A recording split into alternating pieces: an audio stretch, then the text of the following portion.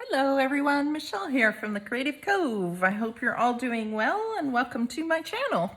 Today I wanted to show you how I made this little book here.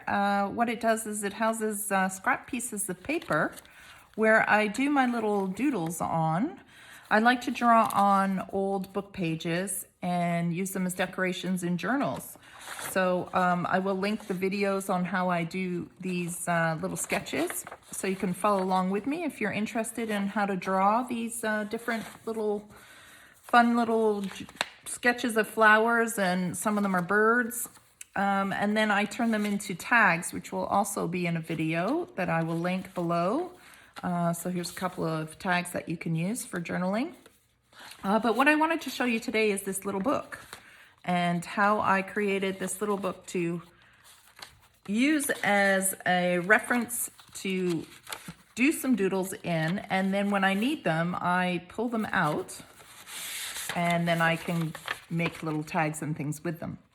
So they're all ready for me. So if I'm in the mood to doodle with my markers or pens or pencil crayons or whatever it is I have on hand, then I have it ready to go and I can just throw it in my purse or whatever I need and take it with me. So let's make this today. If you'd like to follow along.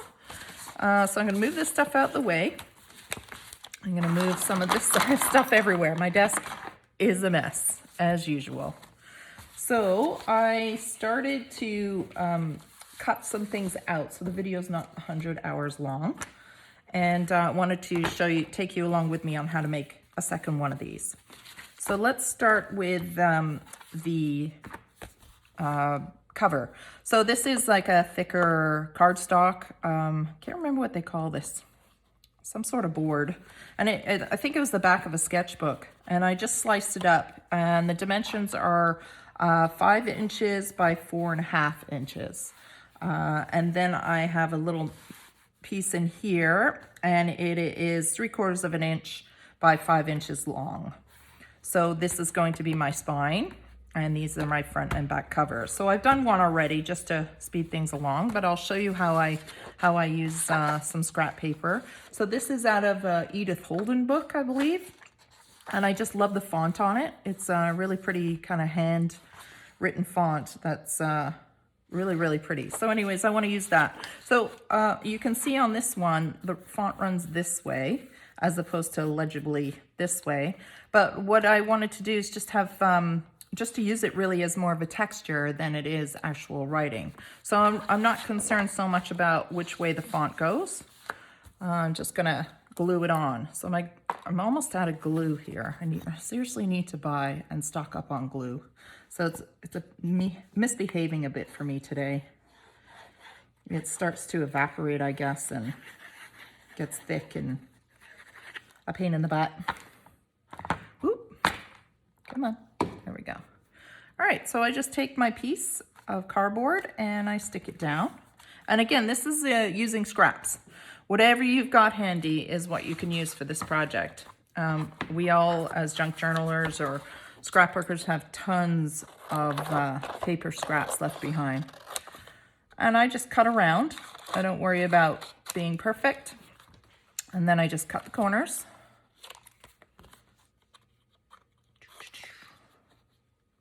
There we go. Get this out of the way. This goes in the scrap pile. So even when you're making new things with scraps, you're still creating more scraps. So the scraps are never ending.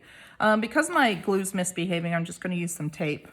So I've got this double-sided tape, and I just stick it on the edge. So it makes things a little bit faster and neater. But normally I would use glue. This tape can get quite expensive if you use a lot of it, I find. But it sure is handy, I'll tell you. All right, so I'm gonna use that. And then I'm just gonna peel this off. And I do love doodling in little books, and this is the perfect size to throw in your purse and just grab a pen or a pencil and have fun with it. So now I just take it and fold it over on itself. Take it, fold it over on itself, so I get a nice crisp line. See that on all 4 sides. So I have a nice crisp edge, and then I just push it down. And then I like the kind of grungy look, so I use my Vintage Photo Distress Oxide by Jim Holtz, and I just rub that all over. Do this side as well. All right. So there we go. There's my either front or back cover. You can decide which one you like the best. So I think I will use this one for the front and this one for the back. So here's my spine. It's not even cut straight. Yeah, I got in the habit of hand cutting everything with scissors. That I find I'm lazy when it comes to getting the cutter out, unless I know I'm going to be doing tons. So I tend to cut everything with my scissors. Then I have a scrap piece of fabric kicking around. So I'm going to use this as my spine attachment to the front and the back cover. So you do want to cut it just a little bit bigger if you can. This was a very small scrap that I had left, but I still wanted to use it. So I'm going to use it. It might not cover everything perfect, but it really is just a simple project. You know, this is more for your stash of goodies in your repertoire to use. So I'm just going to, this is the tacky glue I'm using because I'm using fabric. I find I need something that doesn't bleed through and ruin the fabric. Oh, you're not going to cooperate, are you? Let's see here, do I have something? It's dried on me.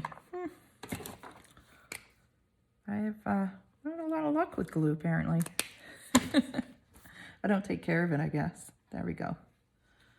And then I use my finger to smooth that out, just so it coats all the cardboard and the fabric. And then I'm just going to flip it over. I'm going to try my best to center it, because knowing me, I didn't cut the fabric straight either.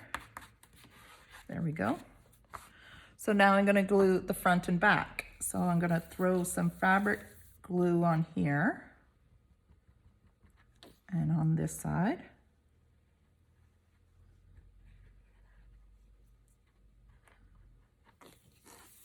I'm going to smear that a little bit. And then I'm going to add my cover. So I want to leave about, I'd say about 2 or 3 millimeters in between the cardboard and the journal covers, just so that I have room to close and open the book. So there, you just kind of guess it. Doesn't have to be perfect. And then I try to line up these 3 here and these 3 here. So I'm just going to let that dry for a minute while I look for something to decorate the inside. So maybe we can use one of the sketches we've done already. So let's do something like this. So all I do is I go and I put it on there and I look at the edge of the paper. Now you can measure this all out, but I like to move fast. And if I screw it up and cut it too short, then I can always cover it with lace or something. You can always repair something you don't like. And then I just go up here. And then I know I'm going to glue it right about there. So now I know, looking at the bottom here, see if I can zoom in a bit. Looking at the bottom here, ooh, camera's wiggling. I can now know that I just cut right about where the font starts, and I'm good to go. And you can see my cuts aren't even straight, but I don't worry about it. You know, and the overall thing, it's not really going to be noticed. But if you're more of a perfectionist, just take your time and do it nice and straight if you like. So I just like to dirty up the edges by using my ink again. And now I'm going to glue that down. So for this one, I think I will use a glue stick because it's thin old paper. Just going to run some of this Elmer's glue over here. And let's put that down. So there's my inside cover. Let's do the back cover, maybe another. Let's use this cherry blossom I have here. Repeat the process. So I'm just going to start by illuminating that bald spot. I know that it's at least this wide. And now I can lay it down and give myself that edge and know exactly where to cut it here.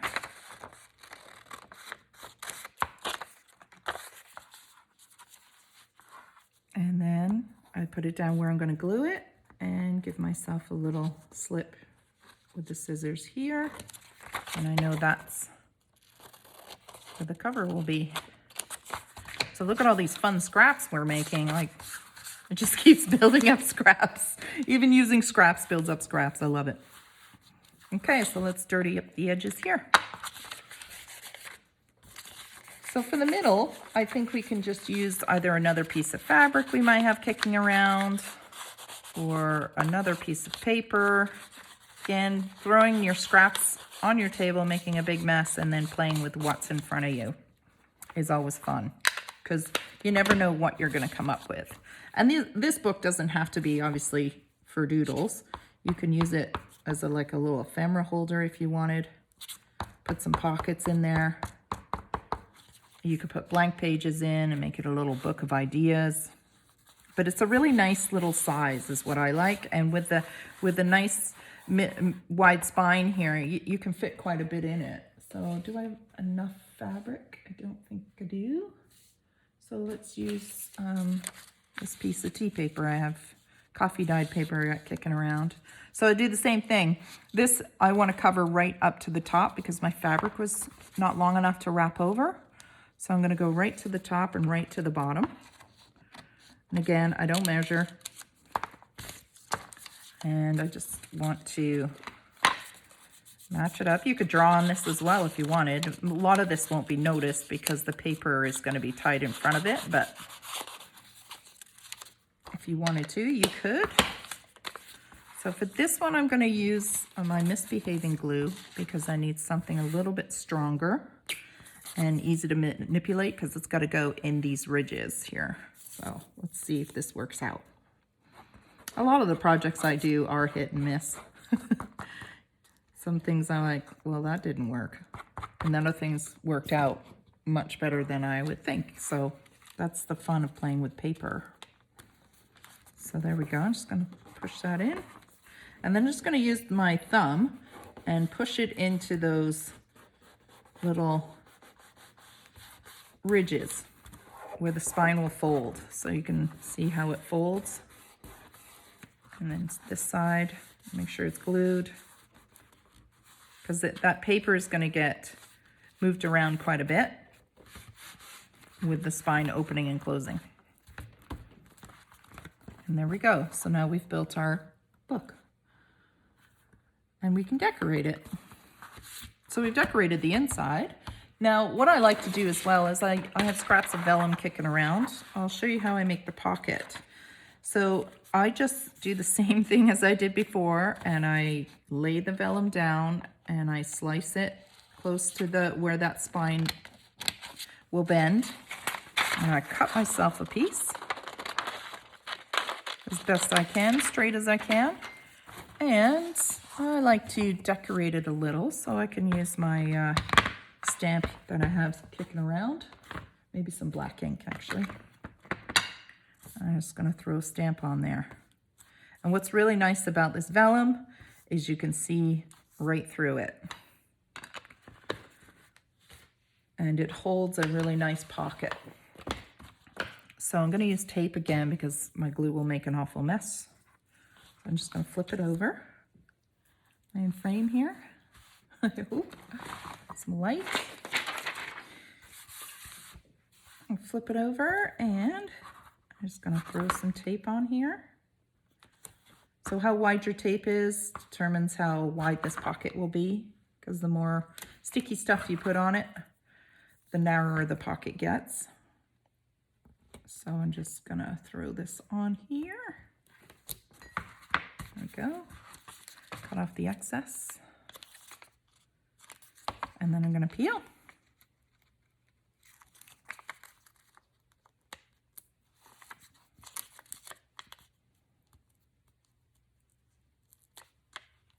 go. And then I'm just going to stick it. So now I have a pocket in the front of my journal, in the front of my little sketchbook here. So let's design the front. Let's have fun drawing on the front maybe. So I like to draw directly on, but if you're not so confident on, and you're worried you're going to screw it up, and if you do screw it up, you can always glue something over top. But if you want to draw something directly on it, we're going to do that now. If you don't want to draw directly on it, you can cut out one of your drawings that you have done and glue it down. So I wanted to walk you through how I do these quick little sketches. So maybe let's do something like these bluebells. Do I have some purple markers out? Let's see. Here's a purple. All right. So we got this cute little flower shape. So we're going to do a circle in the middle. Let's bring it down, and maybe I will work with a black pen so you can see what I'm doing a little better on the top of this paper. So just a circle, and I see the 5 little cute little heart-shaped leaves. So I'm going to draw 5 of those. And then it's got some greenery. And then it's got this kind of cute little bell shape. So I'm going to do a bell, 2, 3. And then I can do some leaves. And do another flower.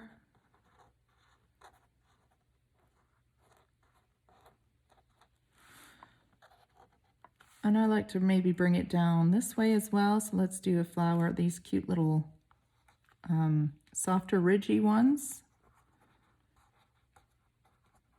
Softer ridgy, my technical terms. And I just doodle.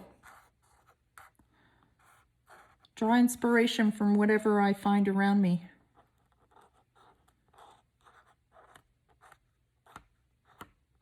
And if you're new to drawing, it's like anything, it's just practice. It's having fun, and eventually you'll get the confidence to draw anything. There we go. All right, so let's color some stuff in. So I think I'll use a little bit of pink. So these are the Prisma color markers. They are a Premier marker, but you can use any marker, like I said in my other videos, which I will link below on how I do some doodles with these markers on book pages. I've had these for years, and so I think I'm just going to keep using them up until they're all dry. I have a lot of colors that are dry, but some are still much alive, and I just want to use them up, but you can use whatever markers and crayons you have. So another bell up here. Now I'm going to use some green. This one is apple green. Throw some green in here.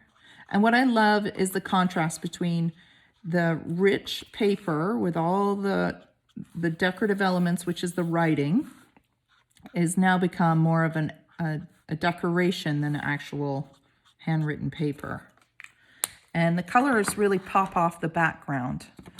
And then with the inking around it, it really gives it a vintage feel, which I love, which is what my journals are like. So this one is lilac. So we're going to throw some purple in to bring it in to match the fabric I've used. You don't have to. Again, you can draw a bird, you can draw a fish, whatever you're into.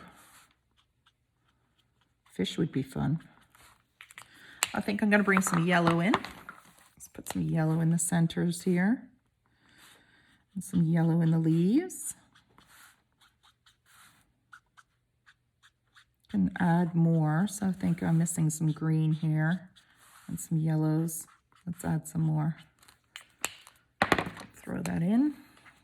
Throw the green in. So you can see I'm not taking my time at it. I'm really kind of rushing through it, but you can take your time with it. And I'm just going to outline the new leaves that I just did so they don't get lost. And then I have a white pen. Did I tell you about? That's the Micron. Sorry, that's a Micron ink pen. And you can get them pretty much anywhere. any art supply store or stationery store. And this is a white ink, permanent ink pen, and it's just got a small nib on it, and it's kind of fun to use. It sits on, the ink sits on top, so you can lighten things up if you feel you've gone a little too dark. You can lighten the center, put some texture in the flowers. You can color the background with this. You can do whatever you want. And again, you can use whatever you have around. You don't have to go out and buy tons of material. Just use what you have.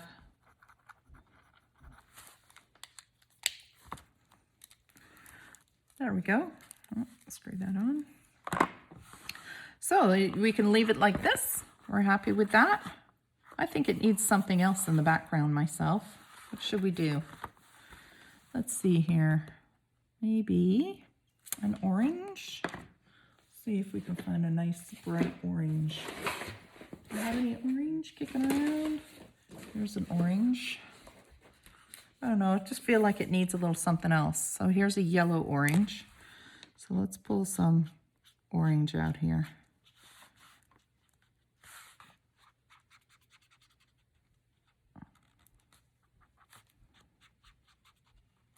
There we go. Just a little something. Incorporated around the book too.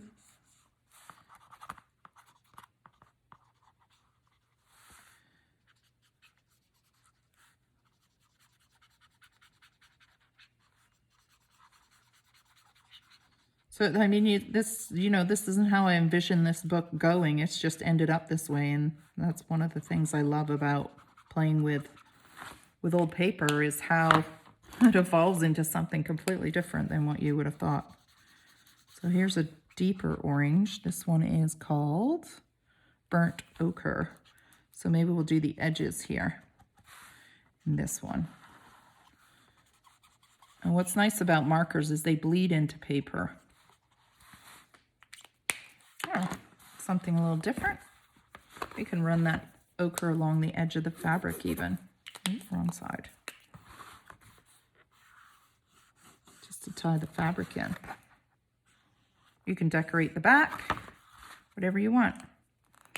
Maybe run some down the front here. Let's do the whole thing. It's such a pretty color.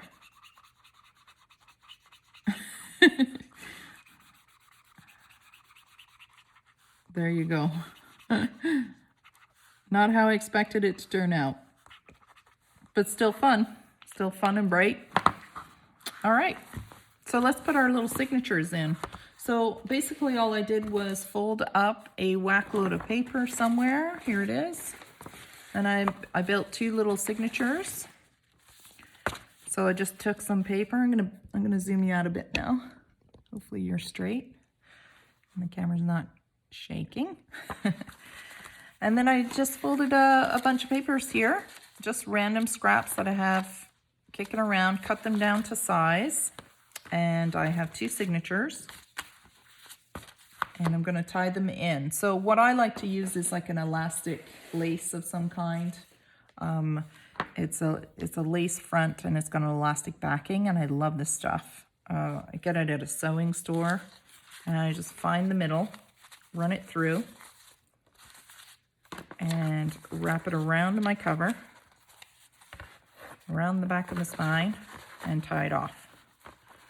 And that way nothing is permanent.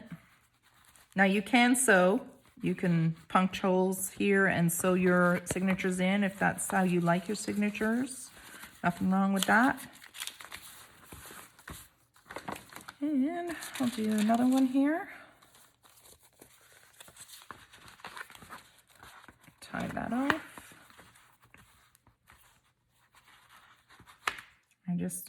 I just tie a knot.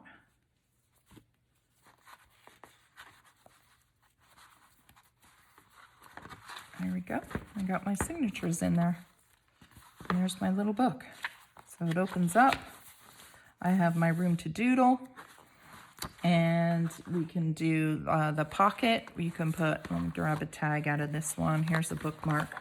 So it's a bit too big for this, but You can see it holds a little pocket there of the thing we made earlier. And then all I do is I add a scrap piece of paper to the pocket so that when I doodle, I can put this in between, because as you can see, it bleeds through and you don't want to waste all the paper you just put in. So now I've got this little protection here and I doodle away. And like I said, you pull them out when you want. When you're ready to use them, you just pull out your drawing and you make little tags and decorations with them. But you have a little collection of anything that might inspire you to draw in your little book. And you just throw it in your purse and you have it ready with you. I hope you enjoyed that. I hope it gave you some ideas on how to use up your scraps and give you a little confidence on having fun drawing and just enjoying it. You never know where it's going to take you. I do suggest you keep your drawings for quite a while because it's always fun to look back at them and think, wow, I've really come a long way. So anyways, if you like my channel and you like this video, please hit the subscribe and notification buttons and the like button and stay tuned for more. Thanks guys. Have a great day. Bye.